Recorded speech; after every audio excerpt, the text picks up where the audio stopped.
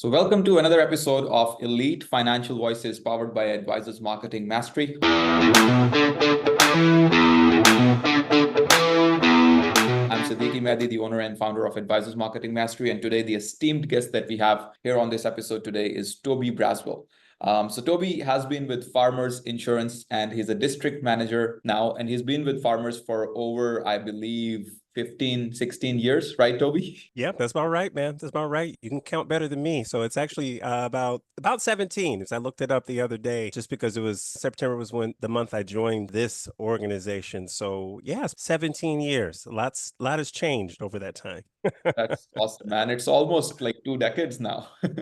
I know I'm getting old. We're trying to keep it fresh, though. We're trying to keep it fresh, but I'm feeling it. So, but thanks so much for having me on. Appreciate it. So it's a pleasure to have you on board, Toby. What I'd like to start with is a little bit of a background. I mean, 17 years ago, maybe you don't even remember, but tell us a little bit about how you got into the industry and what was your first initial motivation to get into the insurance industry, anyways. Yeah, so that's a really good question. Well, I was in the mortgage industry before insurance. And Siddiqui, one thing you may not know is actually I'm a musician. So I just wanted something to kind of stabilize my home as far as finances are concerned so I could pursue music. I do a lot of hip hop, I do a lot of production, recording, performing, touring, the whole thing. We all know what happened in 2007, 2008, right? The financial crash. I was, unfortunately, my career was one of the victims of that, right? So I needed to find something different and spoke with a lady at a job fair about farmers. And I knew at that time, and I was interviewing everywhere. I was interviewing at banks and just trying to find something that would give me the kind of financial freedom I had before the mortgage industry, and nothing coming up. And that's when I found farmers and I said, you know what, I might as well bet on myself, be a business owner. And that way, at least I know the decisions, whether success or failure, at least I know that I would be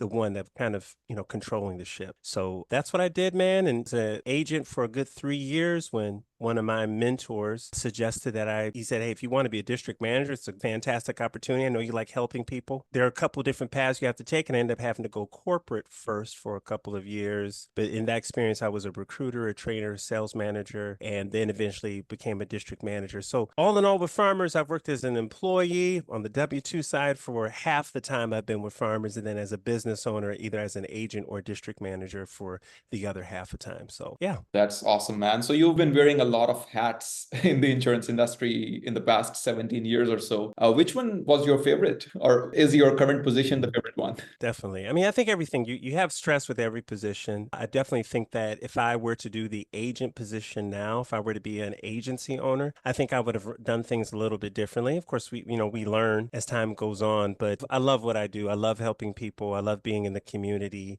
whether it's talking about insurance products to community members or talking about the opportunity of being an agency owner with just centers of influence. I love what I do. So I have to say that this is probably the best. I don't like sitting behind a computer all day, Siddiqui. I like to be out moving about. I'm kind of kinetic in that way. Right. Awesome. That's amazing, man. Good to know a little bit of a background. So what I try to do on these podcast episodes is that we try to keep them fun and engaging. So here's a little fun question for you. If you could switch lives with any famous person for a day, who would it be and why? Probably the person that I would switch with if I had is a singer and also an actor, award winner, Leslie Odom Jr. would probably be the guy. So you might not know who he is, but he's a pretty well-known singer, stage performer. He was performed in Hamilton, part of the original cast of Hamilton, played the part of Aaron Burr. So he's probably the person I would probably switch with, because I think his career is amazing. I've seen him both on small screen and big screen and on stage, and he can really, really sing, so that's like the trifecta.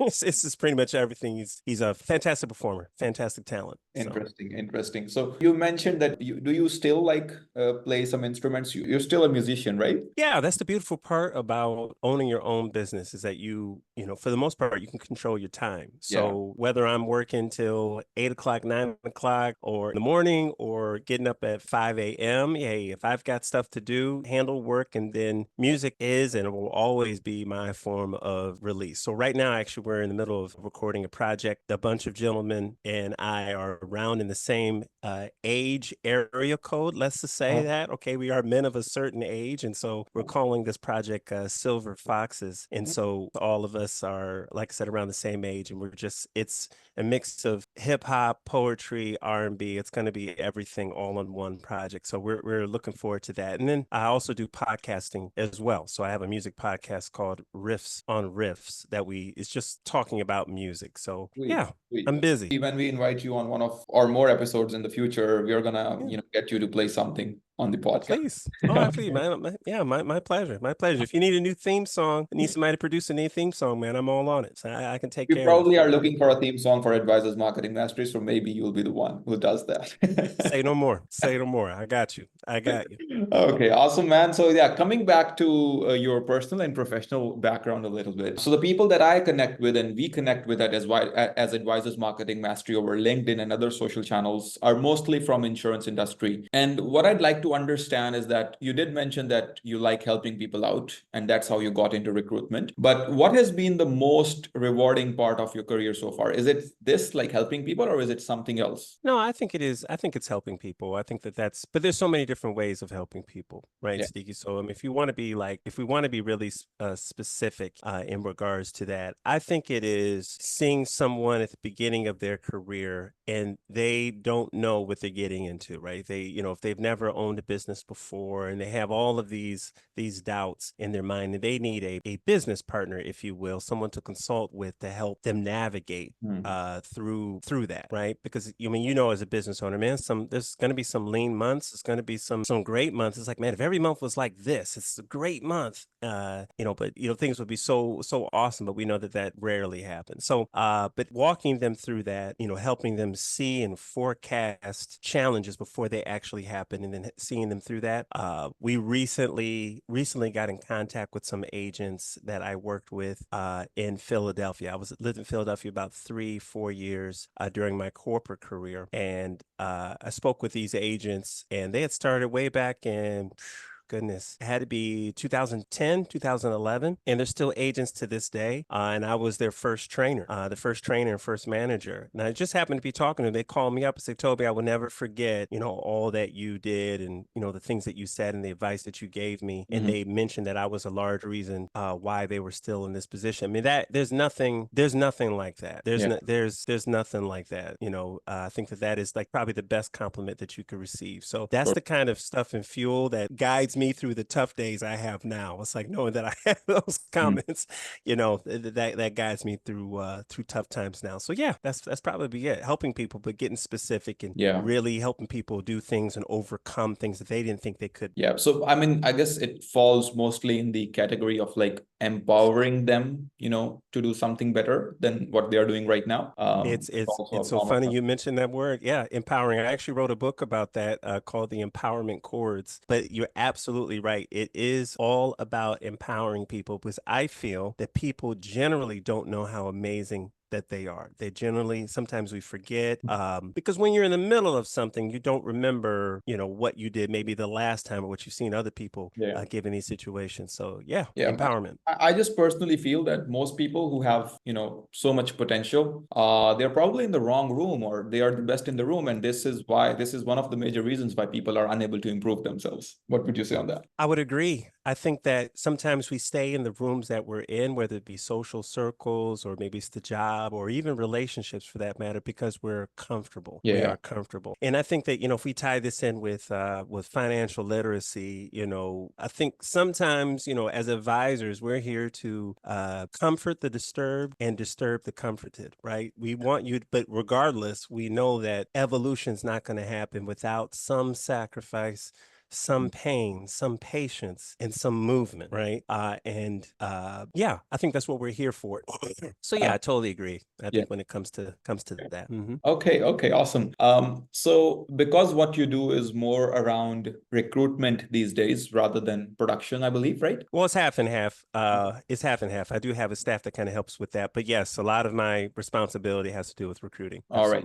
So I'd like to understand it from your perspective, someone who has almost almost 2 decades experience in the industry. What would you say that some of the current financial planning industry trends are that you are particularly excited about or are, looking forward to? Well, I think there are a lot more options out there in regards to planning retirement. I think that there's so many different more ways of advertising now that we didn't really have back in the day. I think, just for example, if we look at social media, TikTok in particular, the ads we see on TikTok, I think are amazing and very, very influential. We not only see it in financial marketing, but we also see it in presidential elections and just other social changes, whether it be about recycling or climate or what have you. I mean, TikTok is it's a powerful tool that, when used correctly, can give us a fantastic result. So, and I think that we can all agree that the best type of decision is an informed decision. Best type of decision is an informed decision. So we want people to make uninformed decisions. We want them to weigh their options and figure out what's the best one for them. So the more information that they know, the better questions that they have, man, I tell you what, it makes the conversation a lot better. Because I don't know about you, Siddiqui, but when it comes to insurance in general, this is not a very exciting industry for most. Yeah. It just isn't. This is not sexy by any means.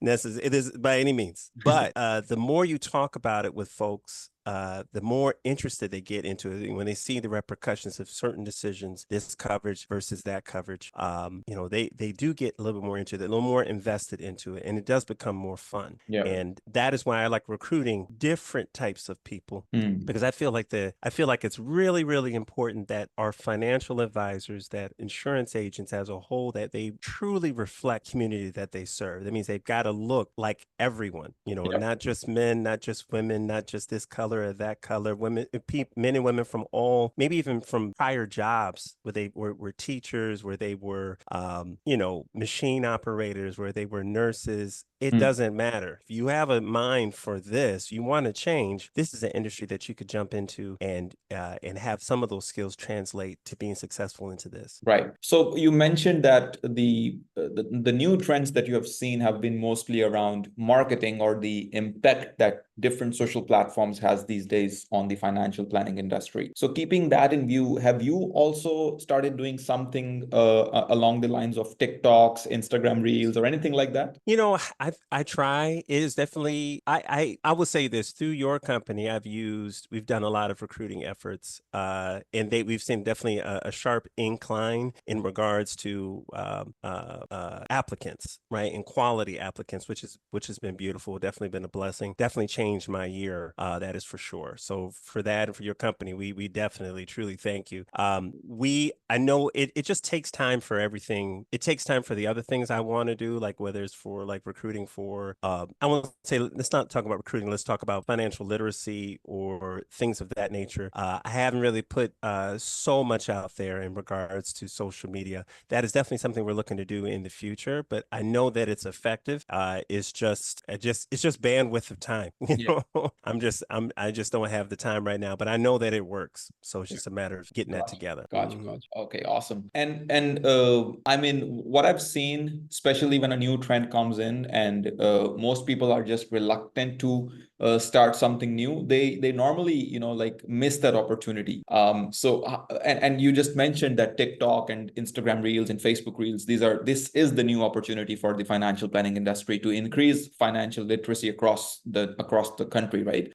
So how do you see the industry evolving in the next 5 to 10 years, with all these new tools and techniques that we have? That's tricky. That's tricky. I think that hopefully we're going to evolve into a society that just knows more about their finances than any other generation has. I mean, that would be my goal, is for people to just be more cognizant of that. I'm not sure if that's going to happen or not, right? Just because trends, they come, they go. That's the reason why they call them trends, right? But I do think that, in order for communication to happen, in order for teaching to happen, for education education to occur, you have to have two things present. One person that is in the know, person that is educated to actually teach, and another person that's ready to receive. And the key component of that though is that we have to be where the people are. So Yeah. as long as people are on their phones as much as they are, as long as people are online as much as they are, the best that we can do is be on their phones and online. And as long as we're giving them good content that's interesting, I think that people will come. I think they will naturally learn, and everyone's financial literacy will increase over time. The one thing that and again, we have a lot of people that are afraid out there of talking about this. They're afraid of getting a financial planner because they think it's too late or they don't want to hear the bad news. It's much better to get that. Let's not call it bad. Let's just look at it's better to get the news right now so that we can address it going forward. It's never too late. There's always something that can be done. So yeah, and I actually read it in some book. I can't remember the name. That any news that you get, it is not bad. It is not good. It is just a news, and it mostly depends on whether it's good or bad. Is the response? How you respond to that news, right? Totally agree. I totally agree. And there's a Chinese proverb that talks about that, right? It's like, okay, well, this happened. Was it good or is it bad? Well, hey, I don't know. It all depends. We will see in the future. And I think that applies to so many things right now. I mean, we've all been in that experience where something has happened to us that we thought was fantastic and it ended up being horrible, and then vice versa, right? We've all had that experience. So yeah. Totally. All right. So that brings us to our next round, which is the rapid fire questions. Oh, It's called the here for it. financial fast facts. So over the next 2 minutes, I'm going to ask you simple questions that you can either answer with a yes or a no or a short answer, but you have to answer as quickly as possible. Okay. All right. So let's get started. Stocks or real estate? Real estate. Okay. If you had to invest $10,000 right now, where would you put it? I'll put it in stocks if I'm doing that. Yeah, it depends on how much money you have. I mean, to me, it all depends. I love real estate. I love the fact that you can, stocks is nice too. But things are things are going to be a little interesting in the next couple of months. But if it's only $10,000, I would say maybe short-term stocks and then long-term real estate. But I love real estate. I think real estate's a good way to invest the money. What's your favorite book on finance? Favorite book on finance? I would say probably Power of Zero. I would say it's probably the one. Followed by Rich Dad Poor Dad. I think that's another one that I really enjoy. Gotcha. What is the one financial myth you wish people would stop believing in? That savings accounts are the best place to put your money. I think that is, I think that is, I mean, you just do a little bit of research. You can find a high yielding savings account that will do so much more for you than our banks. It's unfortunate that is the case, but that's a myth. So okay. So what's the most craziest investment idea that you have ever heard of? Oh my goodness. The craziest idea that I have ever heard. You know what? It probably would have to be, and this would happen years ago. It probably have to be that a pyramid scheme that my friend wanted me to get involved with years ago. And I remember being excited about it. It's like, oh man, this is awesome. This is cool. Then just had to think about like, wait a minute. How does this make money? I just have to I absolutely hate it. I hate any of the pyramid schemes, any of multi-level marketing. I hate all of that. I mean, that's just me. I'm not that type of guy. So Gotcha. Yeah. Okay. So crypto or gold? Crypto or gold? Ooh. Probably crypto, man. I mean, crypto is so scary to a lot of folks. It's very, very volatile. A lot of people make some really good money in it. I think I probably would handle crypto like I handle money at the casino, only with very disposable part of the income, be in and get out, right? Put it in other things. So gold again, long term. I think crypto short term is probably how I would handle it. And I have the last one for you. What is your guilty player purchase? So it's probably gonna. I tell you what, it's music equipment. Music equipment is. I am a sucker for music equipment. There's a company called Sweetwater where I get a lot of my musical instruments from. And man, if they have a sale going on, Siddiqui, it's just best that you hide the catalog from me because in general it's about to go down. So that would probably. So yeah. Awesome. That was fun, man. man. I hope you enjoyed that section as well. So now, Absolutely. now we'll move on towards discussing a little bit of business growth and team building. So we've been working together for about maybe give or take 6 months now, and Mhm. you've been wanting to grow your business by building teams. So because my audience, in my audience on LinkedIn and other social platforms, there are a lot of agents who are new to the industry. What qualities are you looking for in potential team members? Just so if you're, someone is interested in joining Farmers or getting in touch with you. Yeah, I think that's a really good question. So I am looking for someone that is emotionally intelligent and coachable. I Mm, think emotionally intelligent and coachable. I think that there's a lot that, if you're coming from a different industry, there's a lot to learn. There's a mm. lot to learn. But I think if you have the ability to be coachable, meaning that you're willing to listen, I think, man, there's no telling how far that you can go in this industry. I think that is huge. And also just being really, really good at communication, Right. really studying communication. I feel like everyone talks, we all talk and communicate, but in this job, communication is our way of living, whether it is through text, whether it's through email or face to face. So mastering that craft of communication is huge. It's huge. So Totally. I Yeah. definitely think, yeah, No, those would be the. absolutely. I cannot even like more emphasize more on that. So that's absolutely right. But one thing for our viewers to know is that do you only recruit people from Michigan, or do you also do outside recruitment as well? So just for the state of Michigan, for me, for what I'm looking for right now, for agency owners for the state of Michigan. So we would talk to folks that are looking to move to Michigan. We have, there are staff positions where someone could work in another state, let's say Ohio or Texas, where they could work for a Michigan agent. But those don't happen as much as often as just Michigan residents. That's just pretty much primarily what we're looking for. Gotcha. And if, just in case someone outside of Michigan wants to join Farmers, are you gonna like help them connect with other district managers maybe? Oh, absolutely. I know so many people in the 17 years I've been with the company. You give me a state that you want to be in, there's a good chance I know several people there. And if not, it's just a matter of a couple phone calls. I'm the type of person, though, if you let me know that's where you want to go, I will, direct you to those people. And if that doesn't work out, keep in contact with me. I'll be here to help you out no matter what. I think Farmers is a really big family, so we like to work with people in that way. So. Awesome, awesome. Okay, that's great, man. And I'd also like to understand the role of digital marketing and professional help in your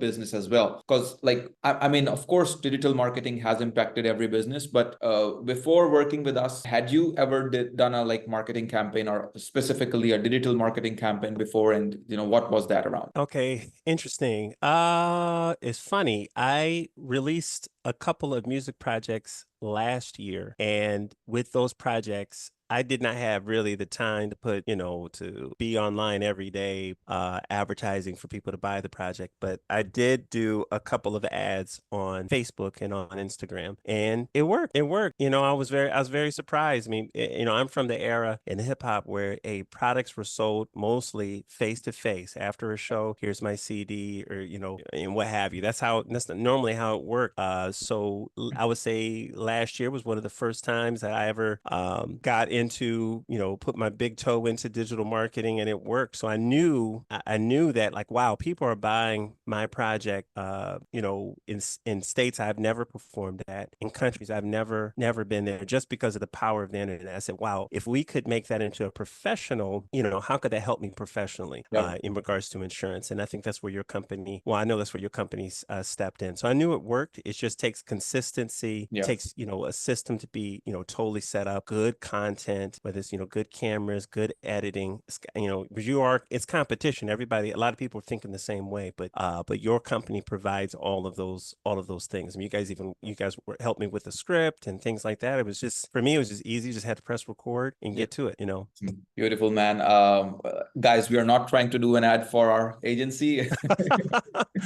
Hey, It's not I'm scripted. just here to tell the truth. I'm just here to tell the truth. I know that it works. I know that it works. And if it works, then, why not try it? Why not do Right, it? right. So Absolutely, absolutely. So even with all the efforts that you currently are conducting with your digital marketing, what areas of digital marketing do you specifically feel that your business or farmers could, like, as a whole, improve in? What could we improve in? I would like us as a company to improve in. I think the recruiting efforts I think are huge. I think that we still need more.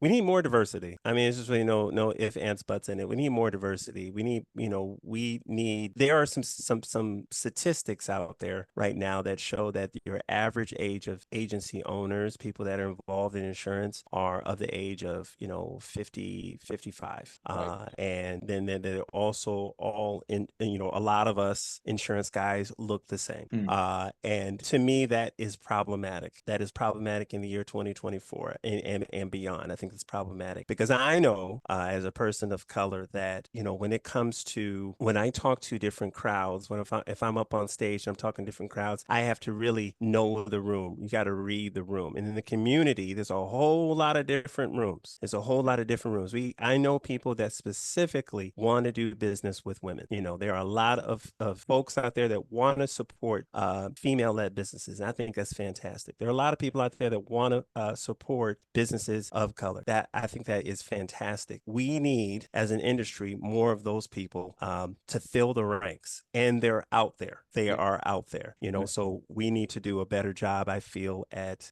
showing people that a career in insurance is not some esoteric thing. It Mm. takes a couple of tests and then to better build these programs. And I think we have a really good program right now called the Protege Program, which I think, does a lot for that as far as, shoring up that gap between where people are right now and being an insurance professional. So yeah, those would be the things I would talk about. More people that can speak, more bilingual folks, people that can speak different languages. I mean, all of that. Yeah. Because as every decade here in this country, we are, the fact is that, we're very diverse people. So And that, yeah. now that you've mentioned that there needs to be more diversity, especially when it comes to the financial planning industry and people who join the industry, it needs to be a diverse, they need to come from diverse backgrounds. I mean, I've seen people specializing in working, they've worked in the trucking industry, for example, 20, 25 years, and now they've become the financial expert for the trucking industry. Then I've seen people who've been in the salon business, for 20, 25 years, and eventually they become the financial experts for the salon owners. So, niching it down that way, how do you see that? I mean, do you think that's a good move to niche it down and to, like, really connect with a specific audience? I don't think you can be good at everything. I don't think you can be. The older I get, one of my music heroes was Stevie Wonder. Stevie Wonder, Siddiqui, let me tell you, Stevie Wonder is amazing because he not only can sing, but he can also write and he can also play multiple instruments. I mean, so, if you're looking at the liner notes for a Stevie Wonder project, it's like, oh my God, this dude literally did everything, And then if you as an artist, as an artist, I tried to do that. I tried to do everything and I'd be exhausted and I couldn't focus on, I could hardly get a project done because it's like, I'm so worried about all these things. And if I did get it done, it wasn't done I guess, to the best of the ability of the resources that I had available. So some people are just much better at mixing than I am. So when it comes to niches in this, in this business, I think it's perfectly fine, man. There's money to be made for everyone. Yeah. There are some insurance companies that are just good at this line of business. They're not good at anything else, or they don't want to be good at anything else. I mean, we don't go to Best Buy to buy pianos, right? There's no point. Why are you at Best Buy to buy pianos?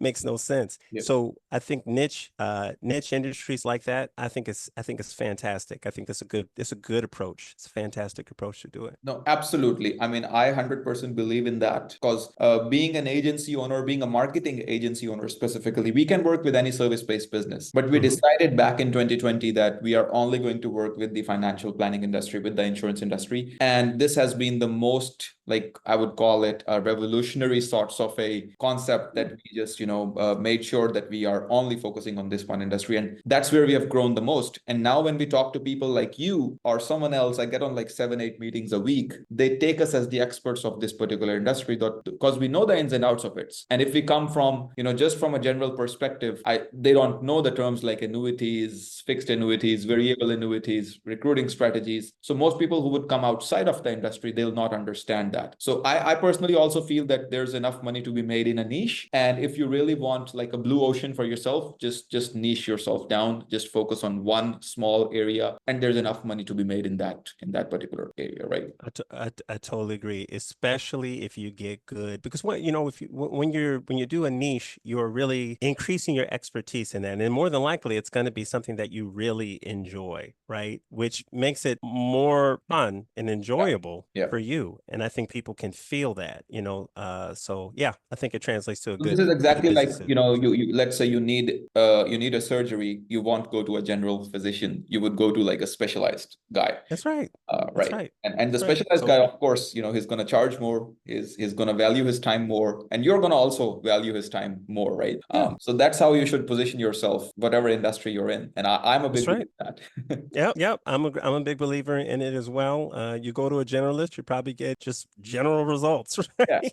You know, let's go to a specialist and get results that are actually special, absolutely. right? So I All love it. right. So, coming to the final thoughts on this episode, what advice would you give to someone, Toby, who's just starting out in the financial planning industry? Well, I would say two things. I would say that there's a lot of knowledge to be gained through making mistakes, and I think that you can't get that knowledge without actually putting yourself out there and trying and attempting things. So understanding that failure is a part of growth. Hmm.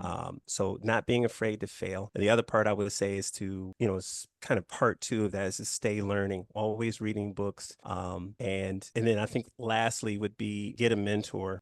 Finding a mentor I think is huge. I haven't found a person that has really told me no as far as mentoring me yet. It just doesn't happen. It just doesn't happen. If somebody comes to you and they say, "Hey, Siddiqui, I see what you're doing. I'm looking to do something similar, something along that same path. I'd love to talk to you maybe once a month, 30 minutes. If you could just talk to me about my path going forward." I haven't found a person that says, "Nah, I don't want to do that. I don't want to help my fellow brother or sister."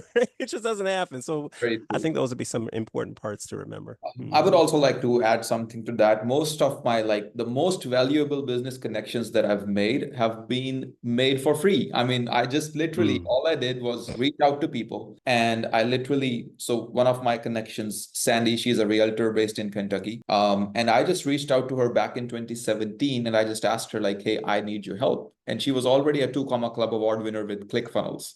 So I just reached out, I asked her for help, and since then we've been friends, and we are still friends to date. And she has been referring me so many clients over the years, and most of my most like high paying clients have come through Sandy. And That's what did awesome. that take? What did that take? That one message that I sent her on Facebook. And That's right. over the years, we've just nurtured that relationship. So I just asked for help. She helped me out. I just, just worked on few things for her for free using the expertise I had back in that time. And it's been a really good business relationship, really good friendship. So, I mean, you should always go out, look for mentors, and ask people for help. Rarely Mhm. anybody is going to say no to you, right? That's right. That's right. And then I would say to follow that up, you know, now you're in a position that happened back in 17.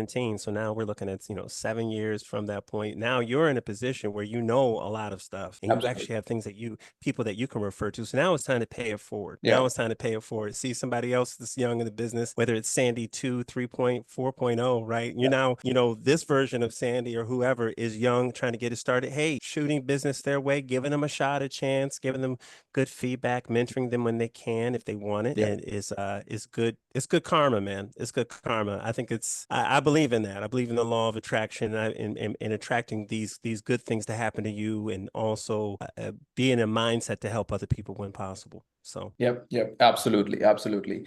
So thank you so much for joining us today, Toby. It's no been a problem. pleasure hearing your insights and experiences. And for our listeners, if you're interested in learning more about growing your own financial planning business, or you need support with digital marketing and recruitment campaigns, feel free to reach out to us. We specialize in helping professionals like Toby achieve their growth goals. Again, hopefully we'll see you in the next episode.